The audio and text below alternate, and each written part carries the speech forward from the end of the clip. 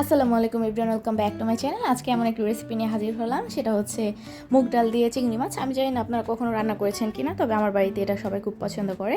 তো প্রথমে আমি চিংড়ি মাছটাকে ভেজে নিয়েছি হলুদের গুঁড়ো, মরিচের গুঁড়ো এবং লবণ দিয়ে। আর অপরদিকে ডালটাকে পর্যাপ্ত পরিমাণে রান্না করে নিয়েছি। এখানে আমি আমার পরিমাণ মতো মুগ ডাল নিয়েছি, দিয়েছি পেঁয়াজ কুচি, হলুদের গুঁড়ো, মরিচের গুঁড়ো আর আদা রসুন বাটা দিয়ে ভালোভাবে ডালটাকে রান্না করতে হবে। যখন ডালটা রান্না হয়ে যাবে তখনই কিন্তু এই মাছটাকে দিয়ে দিতে হবে। মাছটা কিন্তু আমি প্রথমে দিইনি, যখন ডালটা রান্না করা হয়ে গিয়েছে ঠিক ওই সময়টাতেই দিয়েছি। আর দিয়ে নিব 4-5 পিস কাঁচামরিচ। তারপরে ভেজে রাখা মাছগুলোকে আমি দিয়ে নিচ্ছি। এটা দেওয়ার পরে 4 থেকে 5 মিনিটের মধ্যে আমি একটু জাল করবো ডালটাকে। 4-5 মিনিট জাল করলেই হয়ে যাবে, যেহেতু আগে থাকতে আমি ডালটা রান্না করে ফেলেছি। তবে এর মধ্যে কিন্তু 1 চামচ আমি ঘিও অ্যাড করে দিব।